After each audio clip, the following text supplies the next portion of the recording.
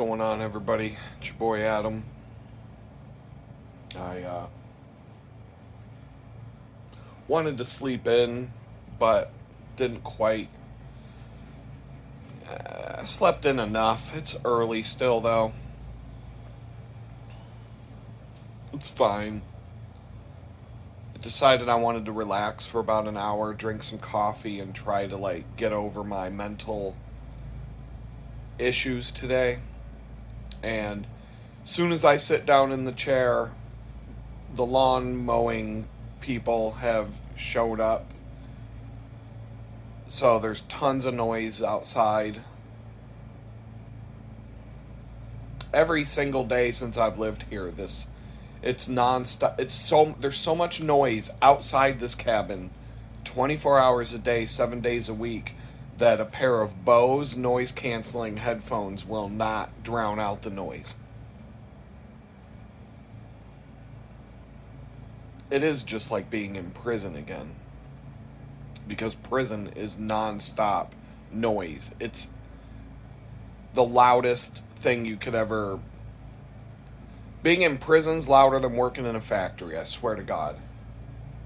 I'm listening to sirens in the background right now, people mowing the lawn, and that's only going to get louder as they get close to the little tiny cabin here.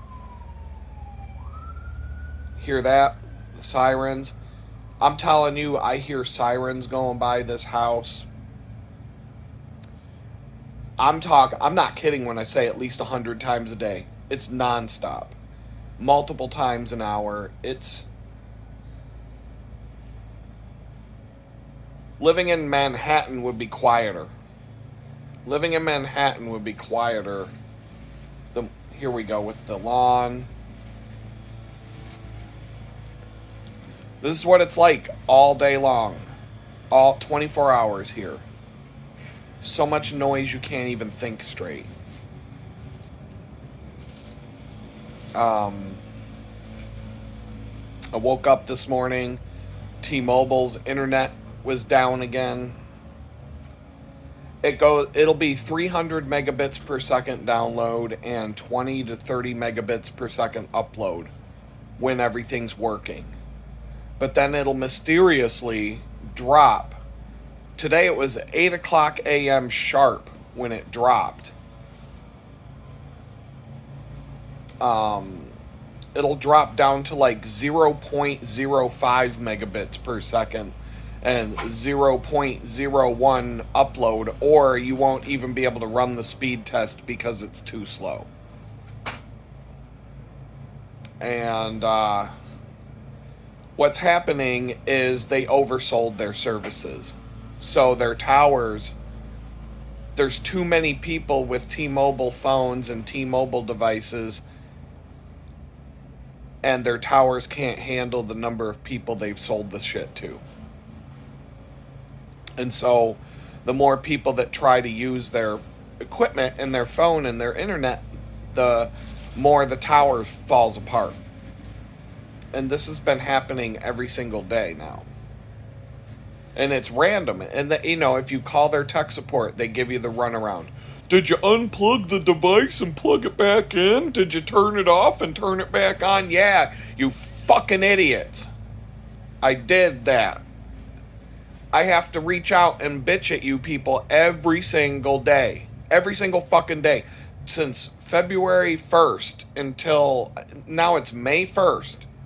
I've literally had to reach out to their tech support and tell them that something's not working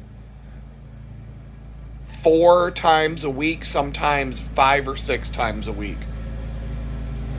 Oh my God, this noise.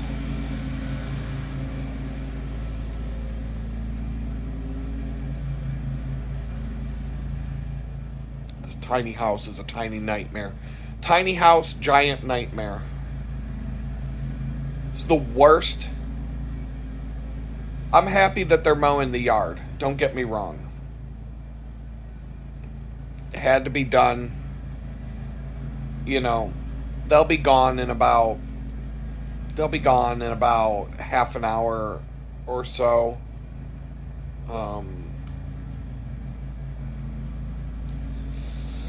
I wasn't planning on doing any work until they were gone anyway. Like, even if they weren't here, I was going to sit down, talk to you guys for a few minutes, and then I was going to get back and, like, actually try to do some work today. Energy wise, I'm good today. 2 days after a major bicycle ride, I'm usually good. So I have to plan from now on. Like, because of the how fucked up everything is right now, I'm constantly trying to make adjustments to cope with life the way it is.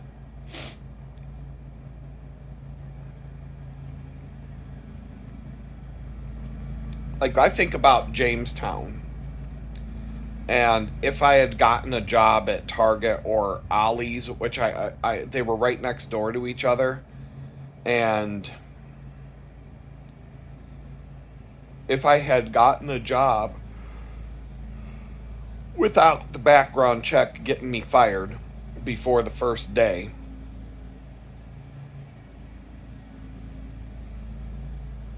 it would have been a 5 mile walk each way.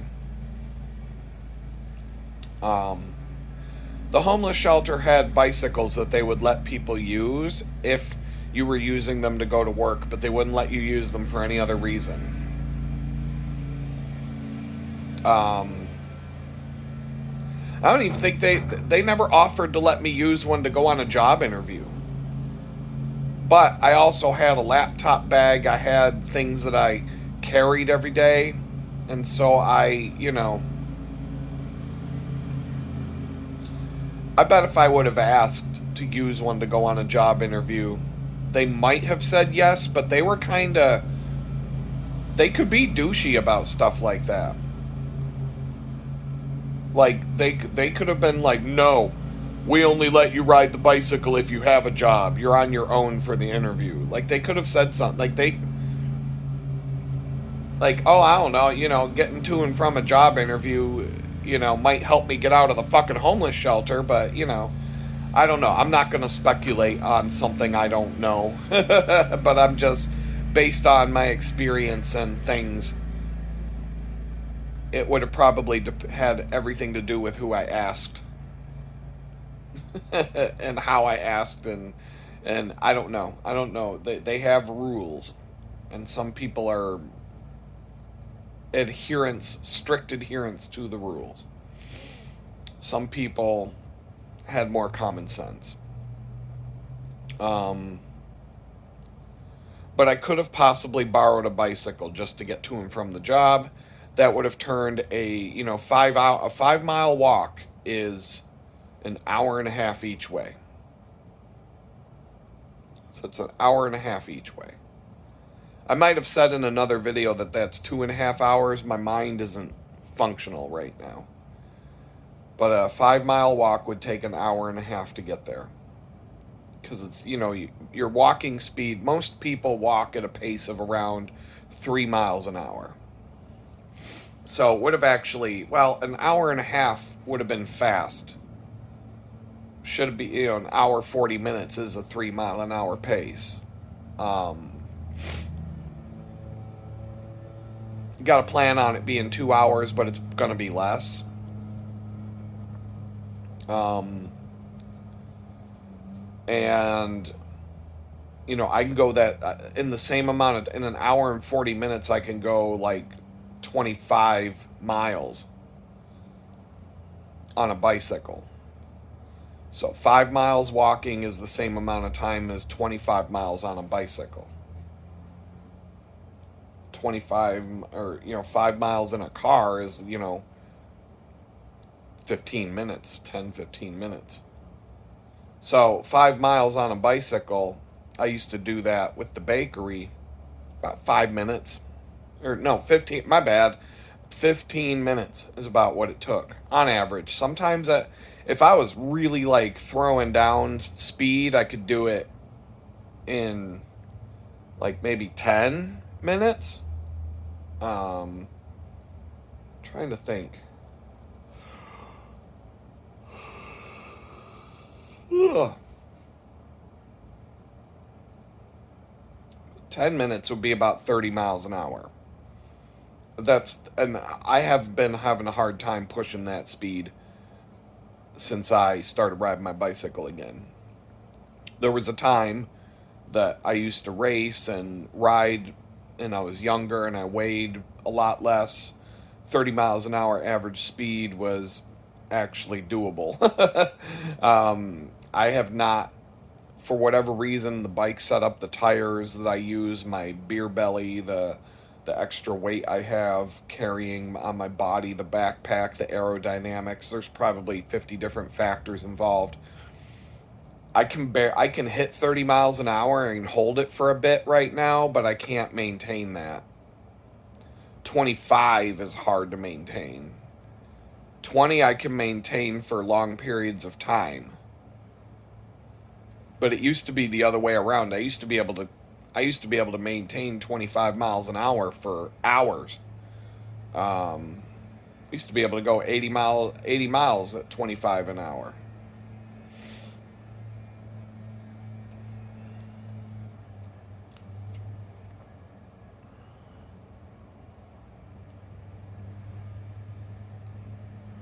Yeah, I mean, I don't know. I mean, it used to take about 5 hours to do a 100-mile ride. That's 20 miles an hour average. I think right about now, if I were to do a 100-mile ride, it would take longer. It would take, I don't think it would take 10 hours.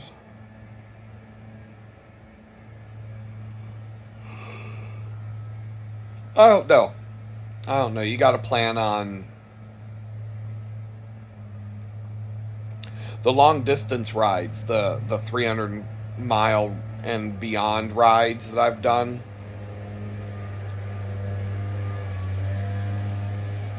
Oh my fucking god. I'm so sick of this fucking noise.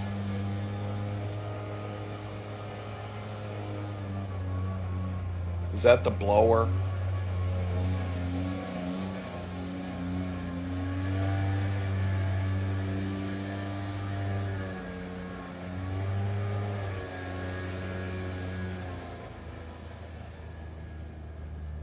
Alright, that means they're probably wrapping this up.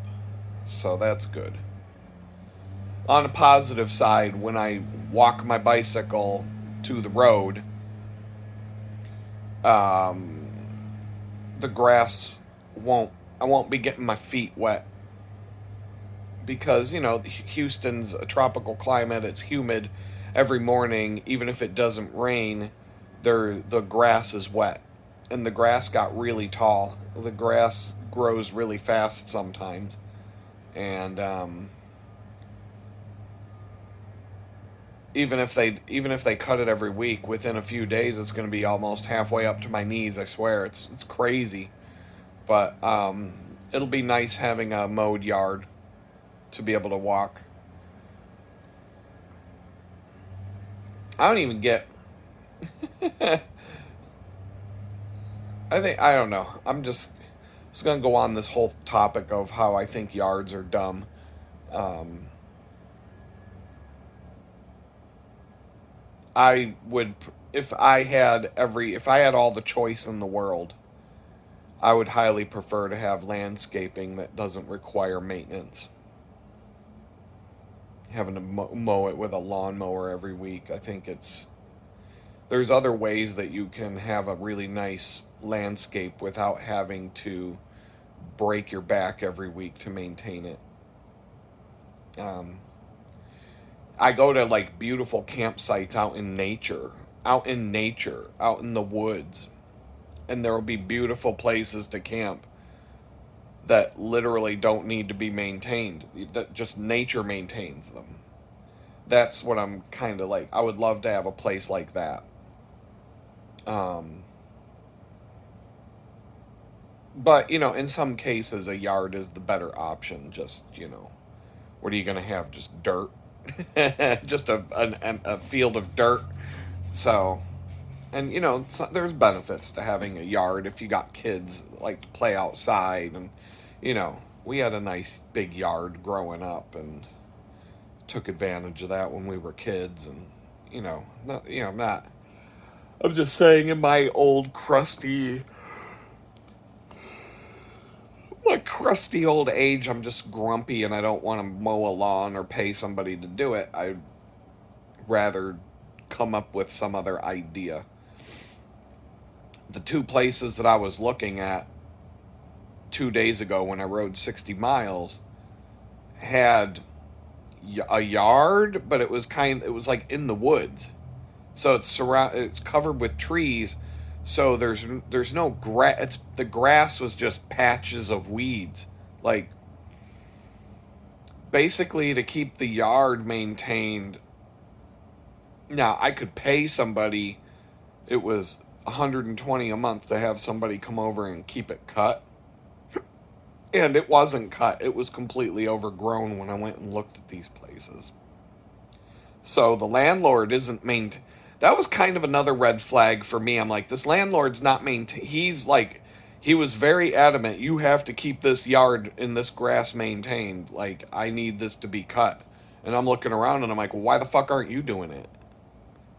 Like, this place looks like a goddamn, I don't even know, like, it looks like a jungle back here that hasn't, it looks like some shit Indiana Jones would have walked up on to find the gold statue, like completely uncovered with weeds, and looks like nobody's been back here for 6 years, like, just what the hell? But, oh, I gotta maintain this. I gotta make an immaculate looking yard out of this. Why? So you can come over and take photos of it when it looks nice, so that you can put it back up on Craigslist or whatever. And not, whatever, dude. All I'm saying is that if I bought a weed whacker, a cordless weed whacker, or without, like, I hate gas powered weed whackers. I've never had one that I liked. But I had a Ryobi string trimmer that took the big 40-volt batteries or whatever they have, the big giant batteries that they sell now. I had a bunch of tools, a chainsaw, a full-size 18-inch bar chainsaw, and a string trimmer, and some other stuff that took those batteries. And that shit's off the chain. It's silent. It's so nice to have. Like, people are like, why would you buy a battery chainsaw? Like, I don't know, because, like, one benefit is I had two of them. Take them to a campground. A campground that's full of people, and there's people everywhere, and yet there's a downed tree back in the woods that I can use for firewood. You think the campground people that, the people that run the campground are going to be happy about someone running a fucking chainsaw back in the woods for everybody's enjoyment? Or do you think they're not even going to know if I turn on a battery-powered chainsaw and go zip, zip, zip, zip, zip, zip, zip on a fucking tree that fell down and come back with 6 days worth of firewood and 15 minutes of work? I don't know. I think I'll get the battery chainsaw. Now, if I was a lumberjack and had to run the chainsaw all day and cut down a whole forest, probably not going to want the battery-powered chainsaw. I'll probably go with the gasoline powered one. So, but the string trimmer, a battery operated string trimmer would be perfect for that yard. You could just walk out there with the string trimmer and cut the weeds down. The first time you do it, there's going to be a mess everywhere. But at the end of the day, you're going to have, you probably have to go out there once every 2 weeks with a string trimmer and just walk around and chop down some, just cut out an area. Maybe a push mower might work good there, but you're going to be flinging stones all over the place. Like, I would not be surprised the way that this yard was and how dirty, like, it's patches of grass. There's going to be so much dirt and stones getting flung around by a push mower. Wouldn't be surprised if you broke a window on the cabin by flinging a stone right at the glass from the push mower. You could even get a battery operated push mower that uses those same batteries that string trimmer and the chainsaw use. And, you know, you're going to be changing batteries all the time, but I had a charger for that thing that would charge the batteries in about 20 minutes from zero to full. And so I had a stack of those batteries. I could go out and do yard work all day with those tools. And, you know, every half hour or so, I'd have to go pull a battery on, put a new battery on. But I could switch back and forth between two batteries, even though I had four different batteries. I had different, each tool came with a battery, and then I bought an extra battery. So I had about four of these big giant batteries. And they would last, you know, the biggest ones would last at least half an hour. And on the string trimmer, the chainsaw as well. So I never really had a problem with running out of batteries, because the charger would just charge the battery. The battery that I put on the charger would be charged fully when I came back with the dead battery. I mean, you have to change batteries more than you would change gas, but it was quicker to change the batteries than to fill the gas, especially in one of those weed whackers where you have to do half oil, half gas, the two stroke things, and then the pull cord never works to turn them on. I hate those things so much. Those things are so problematic. I've never had a gas powered weed whacker that I didn't want to throw into the woods and like just smash it against a tree. I hated those things so much. Um, I've used a bunch of them. I've never. I hate those things. Don't like them. The more powerful, but the ones that are out now with the giant batteries, the high voltage batteries, are just as powerful as the gas powered stuff. Um, and I like it better. It's quiet, and you know all you gotta do is charge a battery, have a few spare batteries. You're good to go. If you're a lawn mowing company that goes and mows lawns all day long, that's not going to work. But for your home use, those are perfect. Those are perfect. Um, the string trimmer I had, it had a metal blade on it. It had an attachment with a bush hog metal blade. I'm telling you, that thing could cut trees down. I used that thing. There was some overgrowth when I lived in my dream home.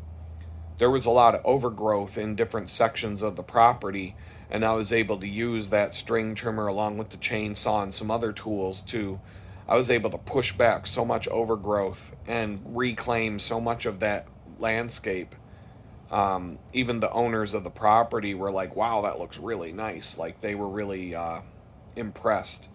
And I used to pay to keep that lawn maintained. And I had a tree that was dying, and the owner of the property wanted to cut it down. And my landscape guy came over and trimmed the tree. And because it almost died, it looked like it was dead all summer long.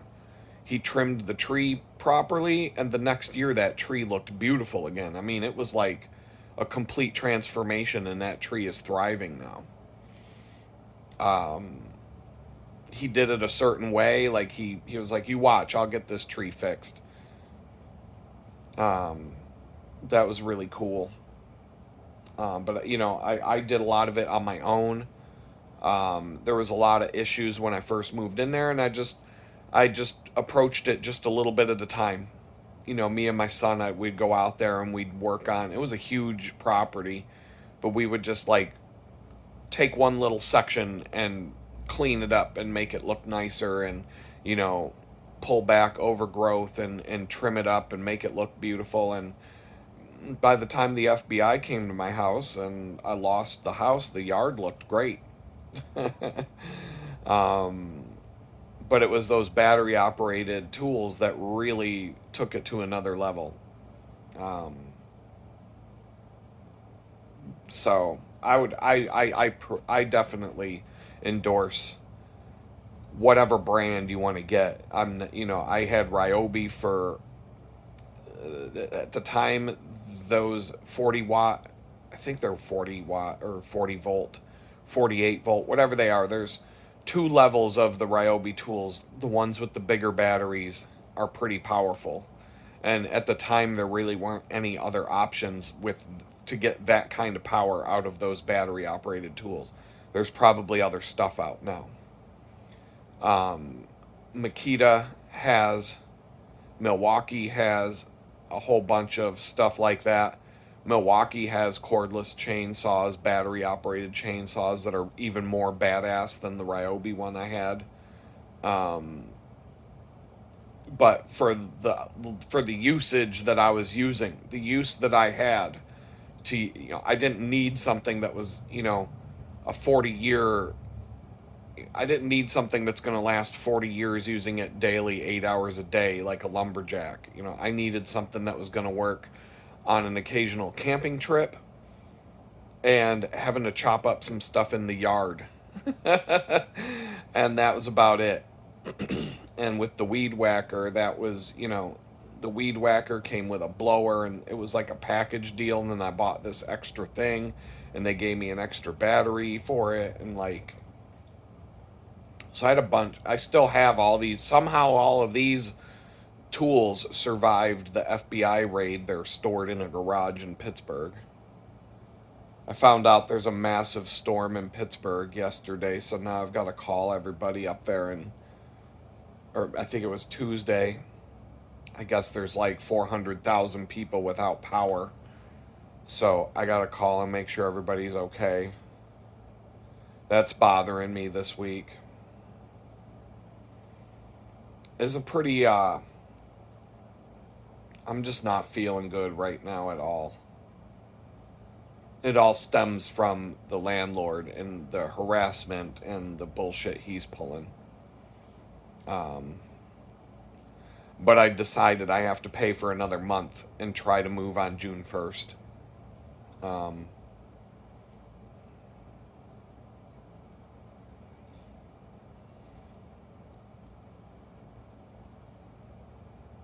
The place that I looked at yesterday, I'm just not. If I run the numbers, it would be extremely difficult to pay for me to move into that. If 2 weeks goes by and the guy hasn't rented the property out, then then the whole thing, I'll hold it for 2 weeks, but no more. I don't know, he was really friendly, but so was the guy here.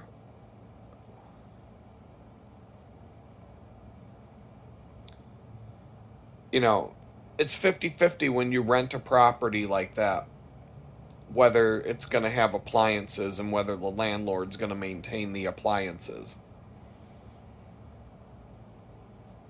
Right now, right now I need appliances. But money-wise, how much fucking money do I got to keep spending just to survive one day to the next? I have about $100 and something I got to spend on the bicycles right now. Is that as much as a car payment? No.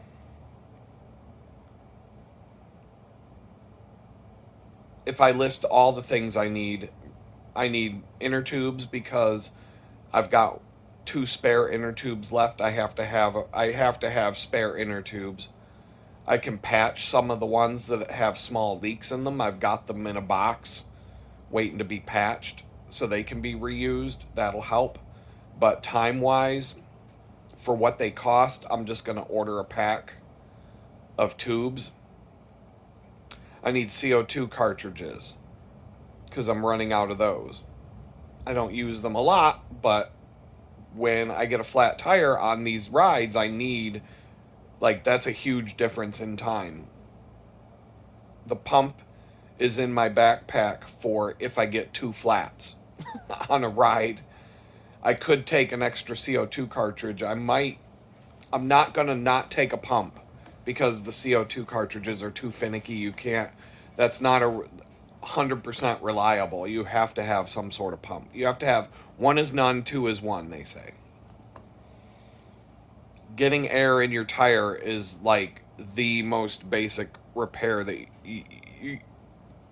you're. I've had to do it one, two. I've had to do it 3 times this year during a ride. And then I've had to do it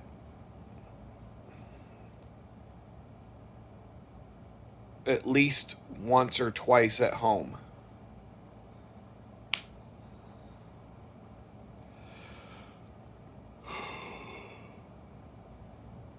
Flat tire, you have to be prepared for that.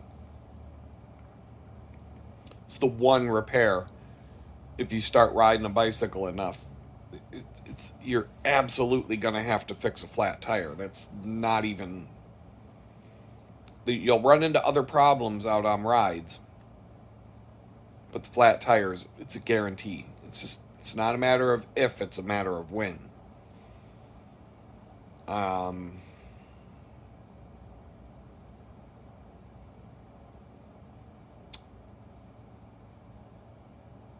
So I got to get tubes. I got to get CO2 cartridges. I have to replace the drivetrain on the Red Rocket. I'm looking at the chain. I'm looking at how it's worn out. The chains will stretch over time. And I don't have a tool to measure the stretch, but another way that you can see that it's stretched is when it wraps around the chain ring, it's not lining up with the teeth on the chain ring anymore. It's like very obvious. When I looked at it, I was like, whoa, that's a little bit stretched. I could tell.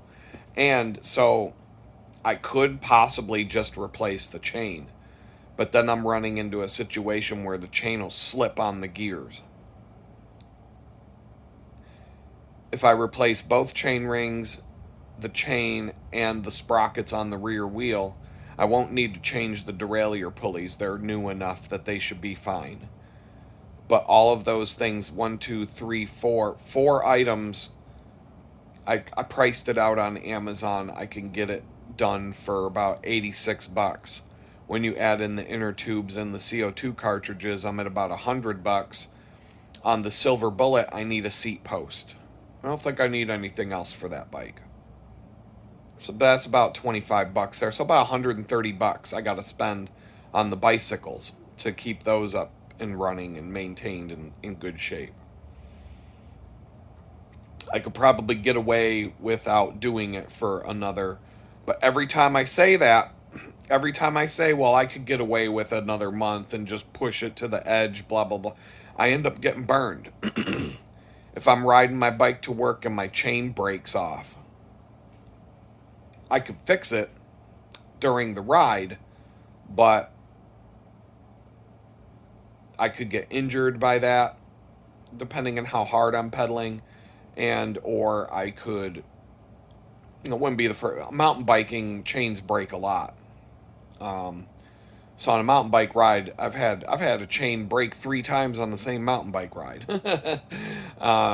So that's I'm used to that, but on a road bike, that's a much less common thing.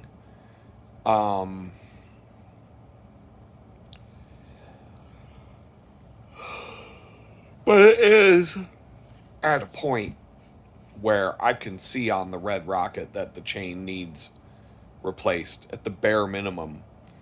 And like I said, if you replace the chain and you don't replace the cogs and the chain rings and the sprockets in the back, your cassette, it's what it's called on modern bikes. Anything with teeth that the chain has to hook onto, if you don't replace it all at once, it may just work right out of the box and you might not have any problems with it at all. But I have a feeling that's not going to be the case for me because of how many miles I've been putting on this bike. I feel like the best thing to do is to replace it all at once.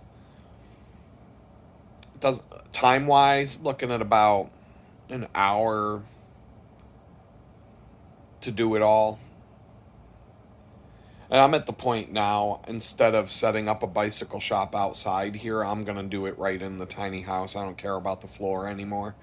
So I'm just going to do the, if it's bicycle maintenance day, I'm going to put the bicycle work stand right in front of me here. I'm going to I'm going to move the little table. I won't even have to, I'll just use the table that's right next to me here to lay things out on.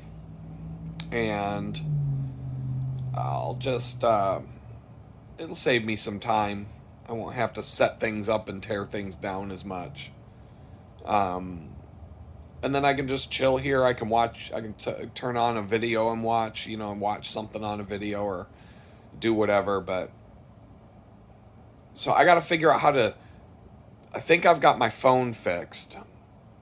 I cleaned it out again, the USB port. Seems like the cord's working now. I'm not having issues so far since I cleaned it again. So I'm gonna cross my fingers on that and hope that the phone holds out until I can get through this nightmare. But I have to do the numbers now. I'm paying another month's rent here. That's reducing my income. I just sent out an invoice last night, so that will put that money back in and then some. I'll be better. I'll have enough by the middle of this month. I should be in okay shape. I should be able to get another invoice. I don't know. T-Mobile's internet going down every day. I don't know. I'm struggling. I'm just limping. I'm completely fucking broke mentally. Somebody left a comment yesterday on the channel that said something, because I'm always talking about how people love to watch a train wreck, and that's why when things are going bad, I'll get more views. But this person said nobody likes to watch somebody having a mental breakdown. And I'm like, that definitely is true.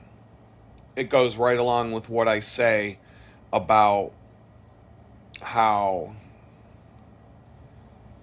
if you play on a soccer team, if you're a professional soccer player and you break your leg in a soccer match and you're out for the rest of the season, nobody's gonna give you shit about that. No one's gonna care. Aaron Rodgers played for the Jets. Two fucking plays? First game of the season, broke his fucking leg, and he was out for the rest of the season, and nobody gave him any shit about that. They didn't give him shit about anything until he came back and started being an asshole the second season. And not winning games and all that. I heard now he's going to be playing for the Pittsburgh Steelers, which, oh man, that's going to be a fun thing to watch. They had two good quarterbacks and they let them both go. They fucked over two good quarterbacks last season. And they could have, they were on their way to being a decent team again, and now, I don't know, they're just, Pittsburgh's, just, we'll let that go for a minute.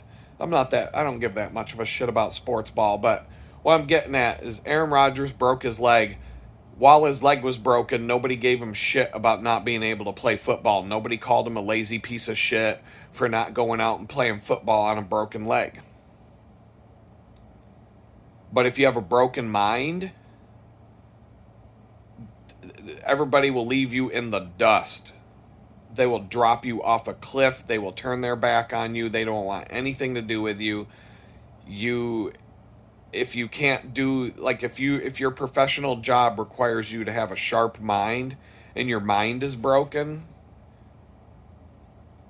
go fuck yourself, you lazy piece of shit. Fuck you.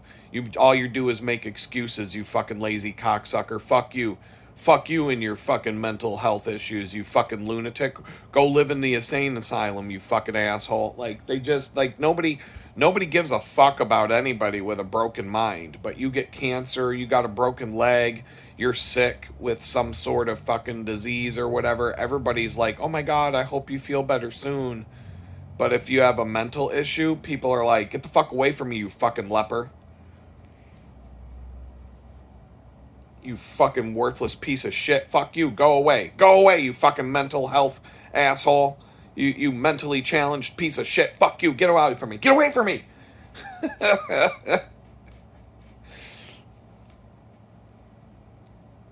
That's that. It's fucked up. It's fucked up.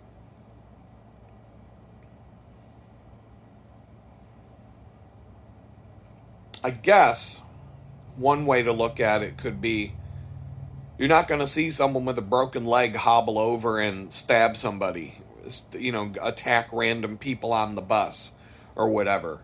But when people are unhinged mentally, they might just go on a killing spree. We don't see too many sane people going on killing sprees, but we see lots of mentally deranged people completely lose their shit and go do dangerous. Though I guess that would be why there's such a stigma around it.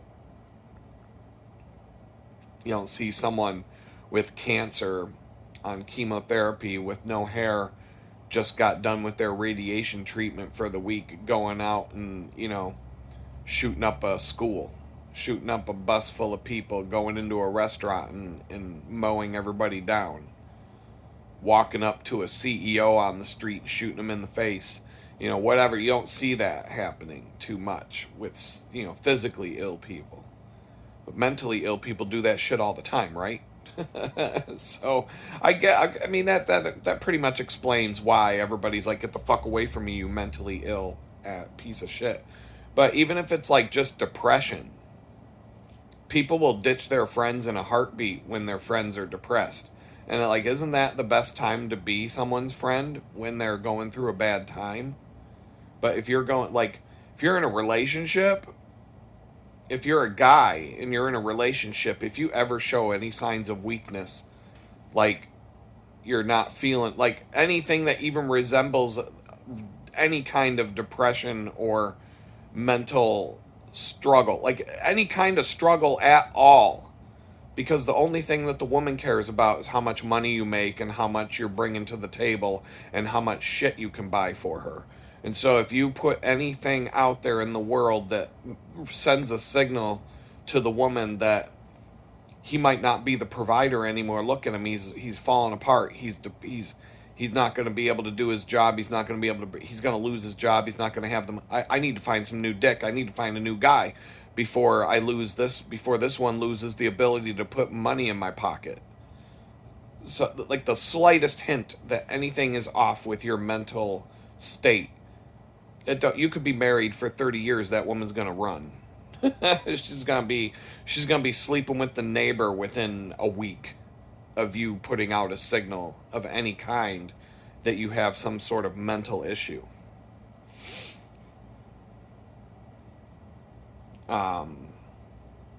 But that's how people are. Your friends will walk away, everybody will just, so that comment, there was truth to that comment. I didn't get offended by that comment.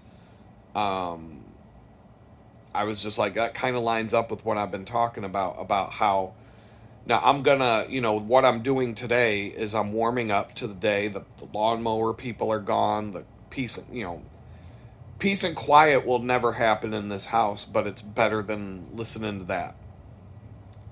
I'm gonna get off the video with you guys here, finish my coffee, try to find something inspirational or whatever to warm up to the day on YouTube, whatever.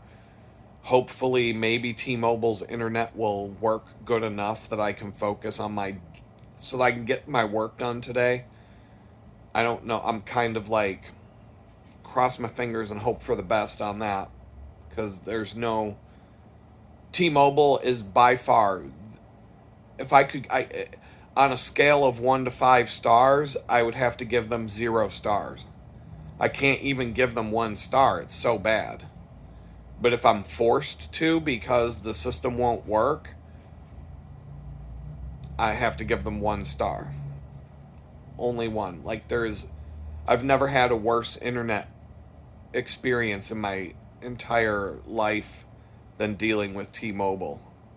I'll never buy a phone from them. I'll never be a customer of theirs again. Once I get to a place where I can get a real internet connection, I'll never buy it. Like, I'll never buy a phone. This phone that I use right now, it's on my friend's family plan.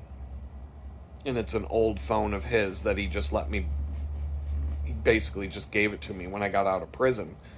I was hoping to have my own phone plan by now. I was looking at getting my own phone when I moved into the tiny house, and now that this whole thing now that the landlord has turned around and caused me all this hell, I have to put all the money I have toward getting out of here. The only thing groceries and bicycling expenses are the two things that those are the two things that, and even the bicycle stuff, I'm sitting here going, I'm weighing back and forth the consequences of, if I put it off,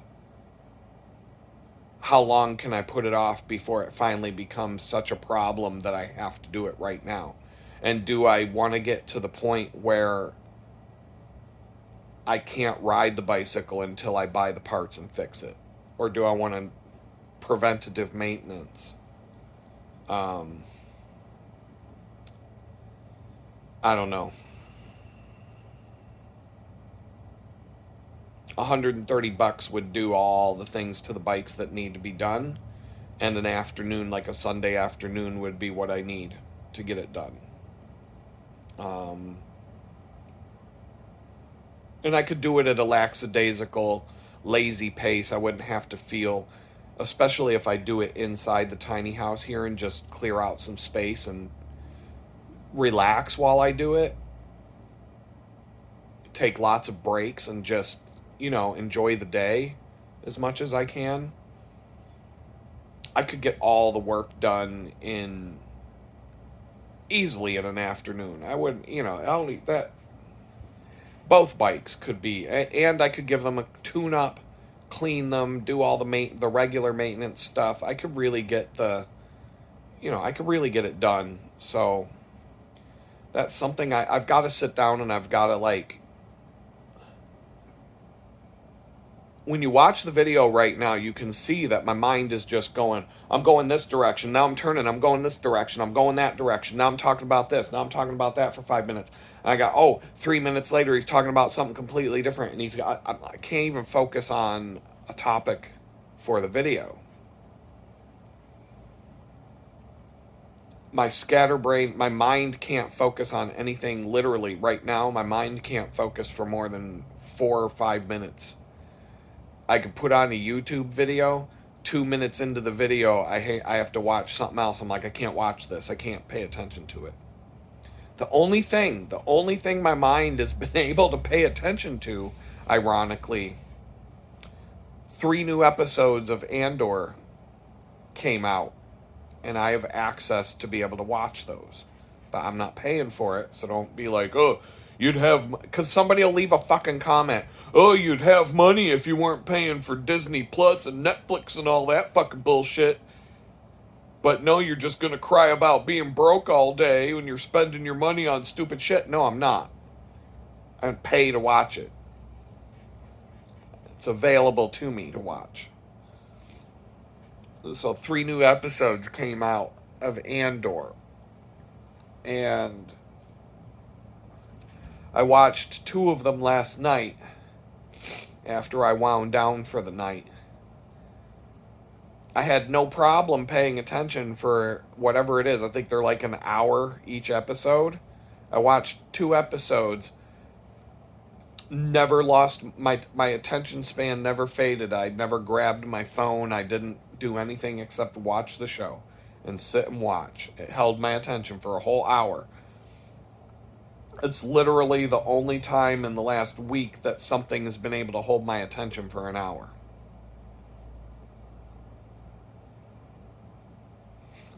It's the only time. So, once I get started on my work today, It's Thursday, and the last time I did serious work was Friday last week. Saturday, I went to the bakery. Sunday, I recovered from that. Monday, I did the bakery. Tuesday, I did the 60-mile ride to go look at a place to live.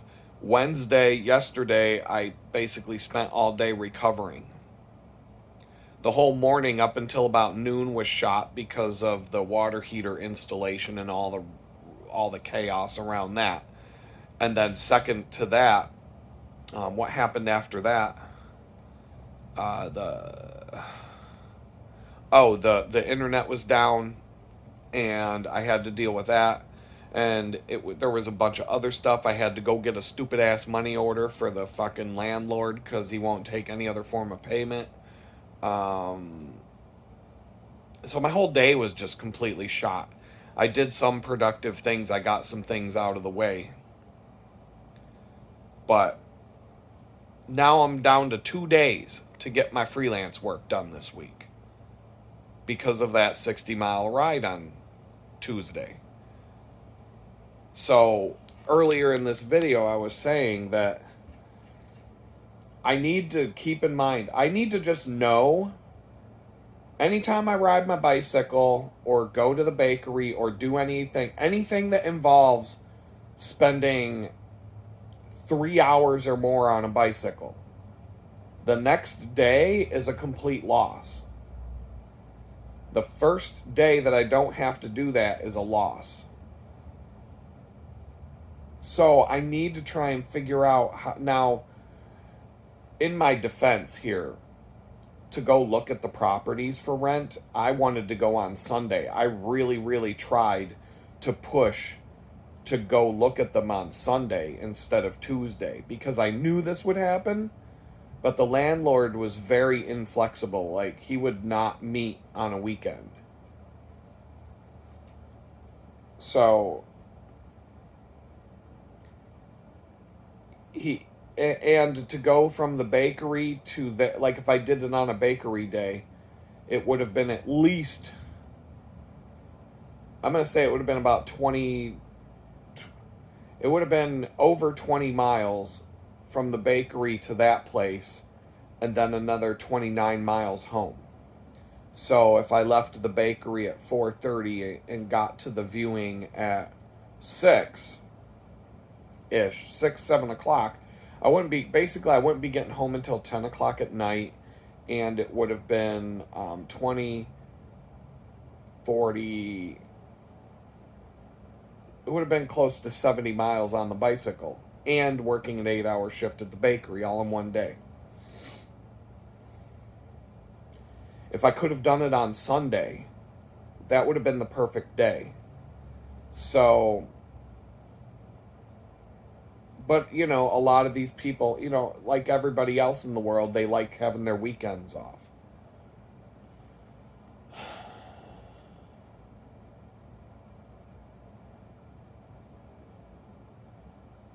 So, but the way I was looking at it was, I was really trying to do it on Sunday because I know what's going to happen. I could handle going to the bakery on Saturday, doing the 60-mile ride on Sunday, especially if I could do it early enough in the day that I could come home and relax after, and then get up and go to the bakery on Monday, and then Tuesday's wiped out day. I'm not getting anything done on Tuesday.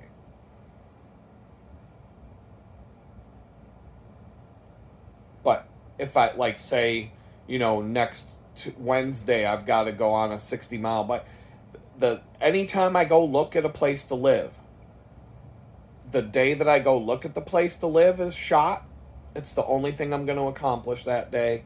And the day after, I'm going to be suffering and just completely wiped out and too tired physically and mentally to do anything productive. 2 days. Every time I go look at a place, unless it's like within 10 miles away, one of the places on my list I'm trying to go look at is about 10 miles away. But the landlord's being flaky. If I don't hear, I reached out through the ad. The person got back to me, said, I'll give you a call tomorrow. Tomorrow would have been Tuesday. Now it's Thursday. I reached out again yesterday. I said, I'm interested. If the person doesn't respond, we're done. I won't deal. A flaky landlord that treats you like shit before you even go and look at a property is, imagine what they're going to be like after you move in. If they're rude to you, imagine how rude they're going to be after you move in and you owe them money every month. And then imagine how rude they're going to be when you need something fixed. If somebody's going to be a piece of shit to you before you even go and look at their place, don't go look at their place. Like, I will not waste my time because of how much time it wastes. I won't waste my time to go look at a place that doesn't have potential and promise, like that if the landlord doesn't answer questions up front. Like, I'm going to have to start asking about internet, and I'm going to have to start saying I need to know the company that provides the internet, and I need to verify that I can get internet there at the right speed before I even come look at a place. I'm not getting burned again on that. This guy wouldn't answer the question, and he actually didn't know. He had to call he has a property manager. He called the property manager, and I talked to the property manager, and that's who I had to talk to get the name of the internet provider for that place I looked at the other day. But when I called the company, it was, I just did not feel confident that I would have internet without going through a severe hassle and potentially not having internet at all for possibly months. And that's a risk I won't take. Having no internet for 3 months would actually destroy me and my freelance business and everything I'm trying to do right now. Not having hot water for 3 months was bad. Not having internet for 3 months, I can't do that. It's not possible. So unless I can verify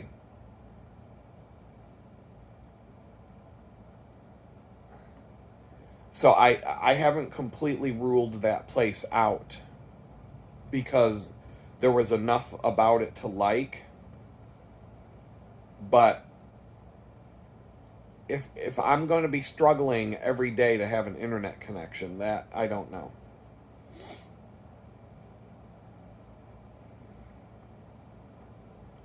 This whole, well, you might be able to get fiber optic there someday.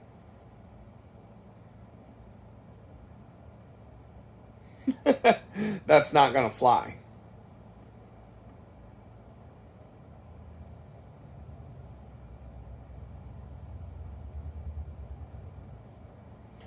Like the one place that I'm looking at, AT&T can put fiber optic in the place.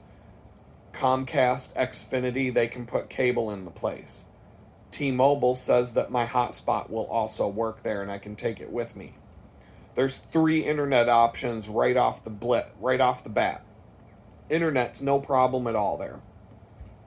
Not even like I would move in there, no problem. I would take my router with me, plug it in, get back to work, and then I would probably call. I would probably call both companies and see what deals they could give me because Xfinity with a cable modem, cable-based internet, or fiber optic, either one's going to be fast enough for my needs.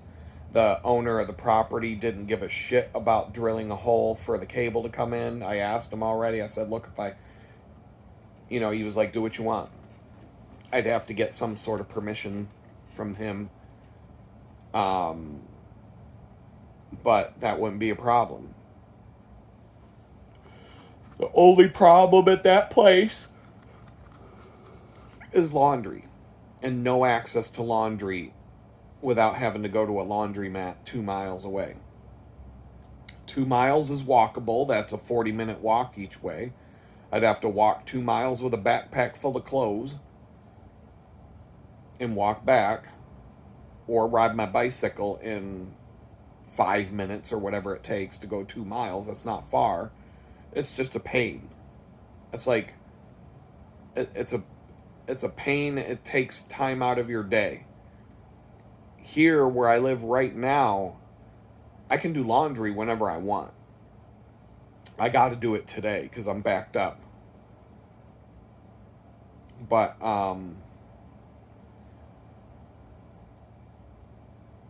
to have to go to a laundromat, I could handle that for a while if there was a washer and dryer hookup. I don't understand why this one property doesn't have that.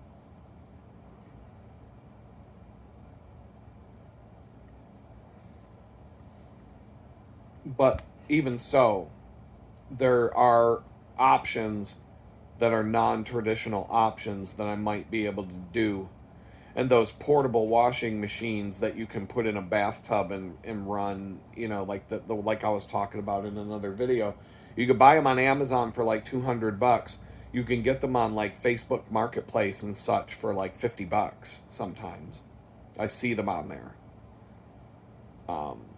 You can get a 110 dryer, small dryer that would dry that amount of clothing. Those portable washing machines have an agitator and a spin cycle, but they're separate bins. They're kind of weird how they work. There's different ones that work different, but they do small loads, and you could the little dryers, those 110-volt dryers, they take a while from what I've read on the reviews, they take a while to warm up. But like if you're using them all day long, using one all day long, it would take a while to warm up, because it's not a 220. But once it's warmed up, it will dry your clothes pretty quick. From what I've, it's an all, for to do the amount of laundry I have right now, it would probably take all day of, do a small load, dry a small load. You'd have to be using the things all day long. But you could go and do other things in the meantime.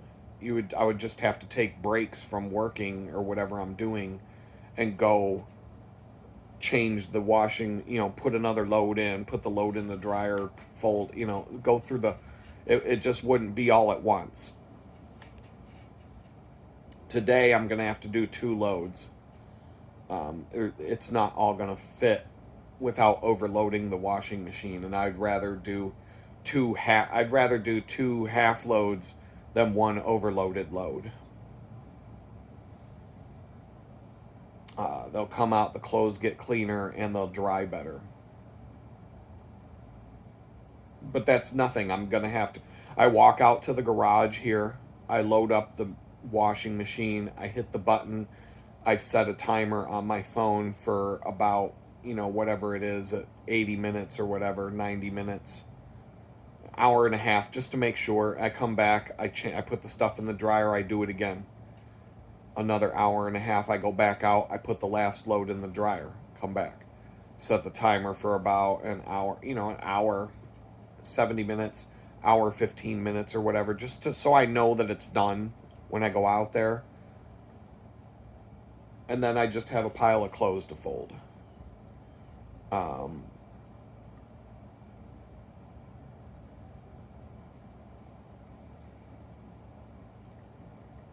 But I don't know. Maybe there's another place. Maybe God, like I said, the one landlord's really flaky for the one I want to go look at. It's about 7 miles away from here. Looks like a viable, good option, but without, if the property manager or whoever I'm talking to is going to be flaky, she's got until today to get back to me. If she doesn't get back to me today, I'm cutting it out. I'm not going to go. Not wasting another day of my life for that. There's another property that I'm interested in. It would be 10 to 14 miles from the bakery. I can't remember the distance right now. I'm gonna say 14 miles. 20, 34. maybe less than 14. I don't know. Somewhere between 10 and 14 miles from the bakery. It would cut my bakery ride. That would be a nice cut. That would be a nice. That would make my ride an hour. My ride would be an hour to get back and forth. Um, it would make a difference. It would make a big difference. Depending on circumstances, I would be willing to ride and work later shifts, or maybe work longer shifts. Maybe work 2 or 3 days, but work longer. Just put in like a 12-hour day here and there, twice or something like that. I don't know. Um,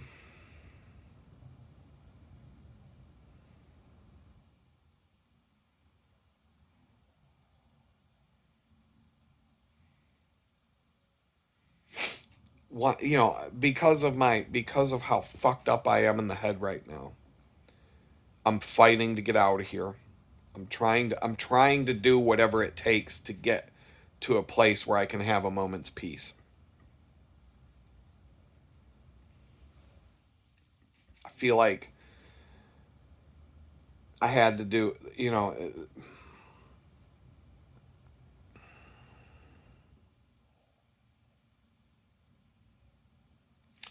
I have to fill out all my paperwork for probation by the 5th, but today is Thursday the 1st, 2nd is Friday. And the 3 days after that are consumed with cycling and working at a bakery.